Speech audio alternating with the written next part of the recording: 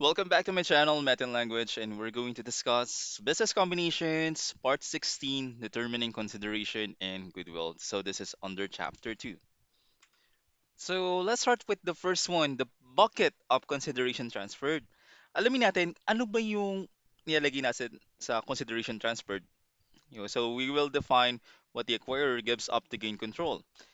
Naalala natin sa mga previous videos natin, yung mga consideration transferred, ito yung mga cash and assets transferred, tapos yung mga equity instruments, katulad ng mga shares, tapos naka-fair value siya. At pwede rin yung mga contingent consideration at acquisition date fair value. Okay. So mostly, cash naman talaga siya. Mostly cash. Mm. But again, pwede siyang assets like non-cash, assets like equipment, mga ganun. Minsan mga shares pa nga eh.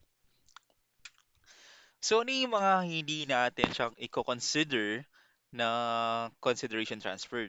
Naalala nyo, di ba? Sa formula natin may consideration transferred, NCI, ganun-ganon. Ano yung hindi natin lalagay dito? If it doesn't represent the price of the business, it stays out. So out siya, out.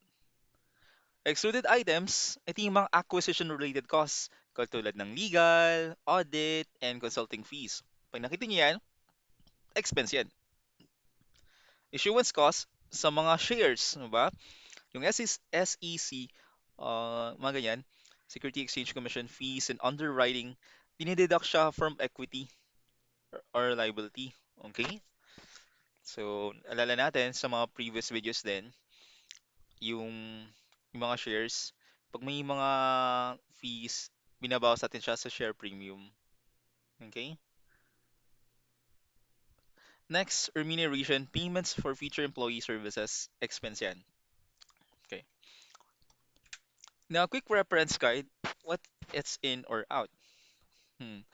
Yung cash paid to sellers, that's yes. Yes, increase consideration. So, dadagdag mo siya sa consideration. Palit lang ako ng kulay. Pag fair values of shares issued, ka lang, ibang ano na lang, blue na lang. Ito. Pag fair values of shares issued, yes, increase consideration siya. Nakita nyo sa mga, pwede kasi ding, sabi ko nga kanina, pwede ding shares yung ipambayad mo, equity instruments. Okay? Contingent consideration, earn out, yes din siya. So, naka-fair value siya ha. Persuasion fees sa shareholders, parang pinersuade mo yung isang former stockholder na ibigay na lang yung benta na lang shares, that's yes also. Sa example ko yun eh, mamaya. Finders or brokers fees, no siya, expense yan. So, acquisition cost. Hindi mo siya ilalagay sa consideration na expense po yan, separate po yan. Legal and audit fees, katulad ng example ko kanina, no expense acquisition cost. Ito din yung kakasabi ko kanina. Yung SEC registration fees na equity, yung mga shares na ganyan, i-deduct natin siya sa share premium. Kung yung mga shares na ano mo, i-register mo siya, i-deduct natin siya sa share premium. Okay? X pala to. Mhm. Bond underwriting fees that no, i-deduct natin siya sa bond liability. For example, nangutang ka ng 1 million, tapos ang binigay na lang sa'yo 950,000, yung 50,000 na yun, then deduct na sa bond liability mo. But ang babayaran mo pa rin is 1 million. Okay? So parang binawas na. So yung sa bonds mo mismo. Employee signing bonuses, no. Expense yan, remuneration yan. Pag relocation or structuring costs, no din. Expense post-combination. Mga post-combination, pag may kinalaman na siya after, may kinalaman na siya after the acquisition, that's post-combination and expense yan. Okay? So that's how problem solving.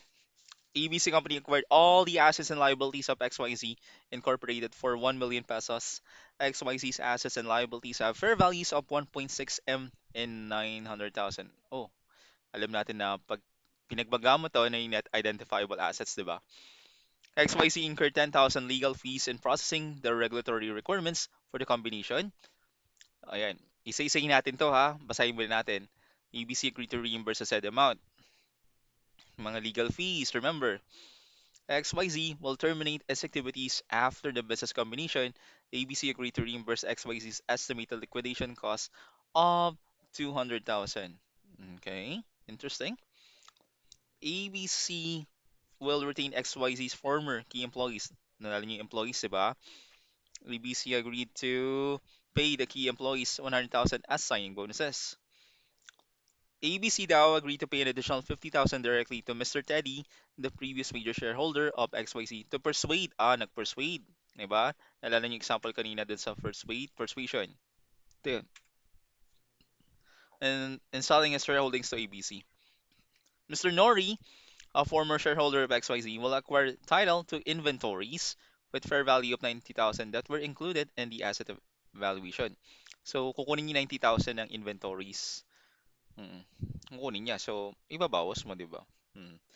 Requirement compute for the goodwill. Ito naman palagi requirement sa business combination. Hanapin mo palagi yung goodwill. Di ba? So, bago natin gawin tong solution dito, ayusin ko lang to. Bakit nga ba naka 8 yun? One moment. Okay. So, isa-isay natin siya. Yung first dito, XYZ incurred 10,000 legal fees in processing the regulatory requirements. Ito naman, pag legal fees, acquisition-related costs yan, ay legal fees, ito siya. Ito yung letter A. Aha. Ito, lagi ko na lang dito. No siya, expense yun. So, expense to. Wala kang dadagdag sa consideration. XYZ will terminate its activities after the business combination. Ito naman, the reimbursement for liquidation costs. By the way, nakuha ko to kay Sir Milan ha. Hmm. ABC, ganito, yung reimbursement for liquidation costs, restructuring provision yan. So, post-combination expense siya. Ayun post-combination. Ito yung letter B. ABC will retain XYZ's former key employees. Ito naman, the payment to key employees, separate transaction yan. Kasi remuneration siya to key employees for future services. Ito siya, letter C. Employee signing bonuses. No siya.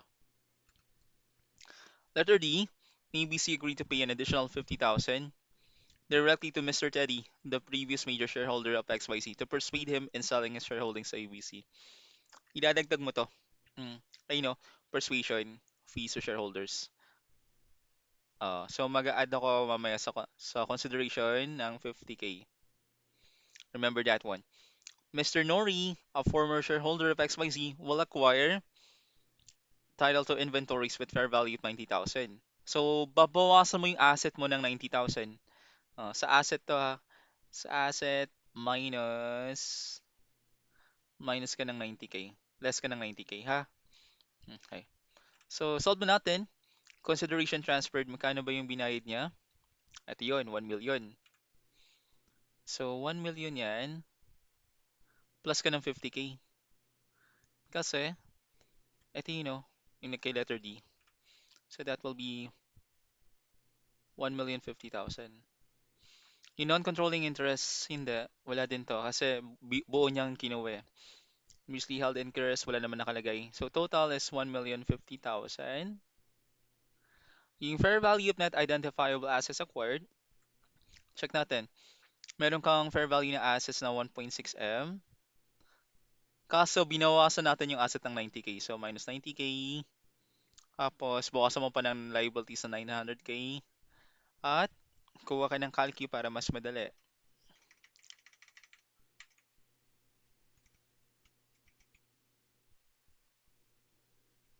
Mhm. Okay.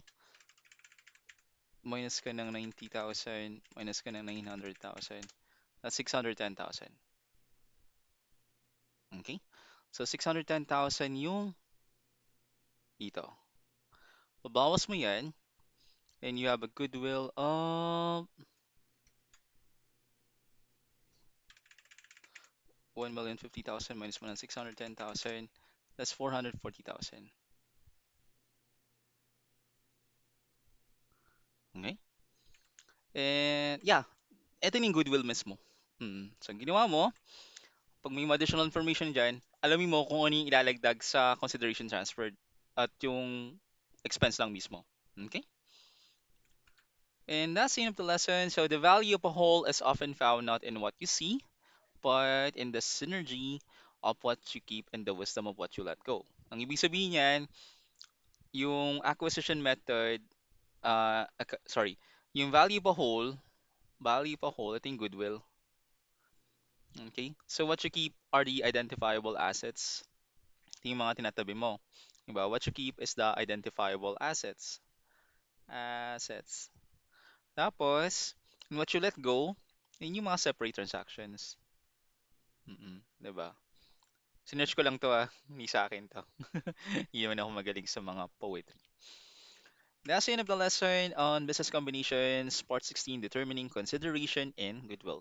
If you have questions or in need of clarifications, please comment down. Again, this is James, your math and language instructor. I'll see you again on my next video. Lapit na tayo matapos sa chapter 2 ng business combination. Please like and subscribe na rin. Laking tulong po sa akin to.